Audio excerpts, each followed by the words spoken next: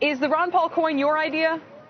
No, that's somebody else created that. You know, during the presidential campaign, some would make coins out of silver and gold, but this is a new one, and no, I don't have anything to do with this, so it's fascinating to me. Do you support it, though? Do you support these alternative or cryptocurrencies? Yes, and I think that's why they named it the Ron Paul coin, because I have been for a long time advocating, you know, competing currencies, because I'm not too high on our own currency, and I think alternative is a good method. You know, we're supposed to have a government that's supposed to protect our privacy, and yet we have to have private sources learning how to overcome the invasion of our privacy. Same thing in money. The government's supposed to give us honest money and prevent counterfeiting and penalize any government official that would counterfeit or anybody else. But here today, the government is the counterfeiter. They create $75–85 billion a month out of the clear blue, and now this is a private alternative to the abuse of government. And I don't understand all the computer technology of the bitcoins and the other alternatives. Well, as long as there's no fraud involved, I'm all in favor of competition.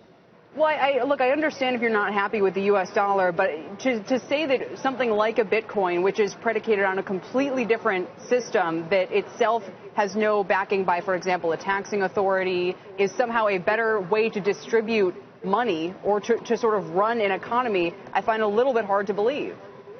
Well, I'm not buying Bitcoin or any of the coins because I think your concerns are justified. But then again, see, my qualifier was nobody can commit fraud. You know, I could issue certificates like the government used to, certificates, and say they were backed by gold, and then they had no gold.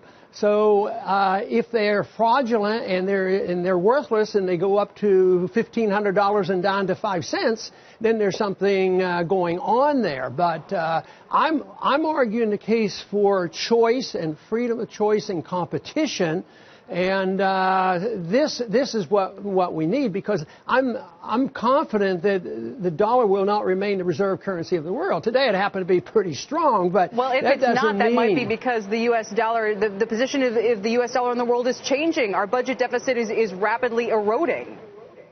Yes, but I just don't think the dollar is going to last. I don't think any fiat currency lasts forever. They all self-destruct. All right. And right now the world is engulfed with fiat currency. They're all paper currencies. That's one of the other reasons why the dollar holds up is, what are you competing against? The euro and the yen? I mean, the competition out there isn't any good. But if you look at what the Fed has done to the dollar, look at what gold did from the time the Fed took over the dollar. It was $20 an ounce.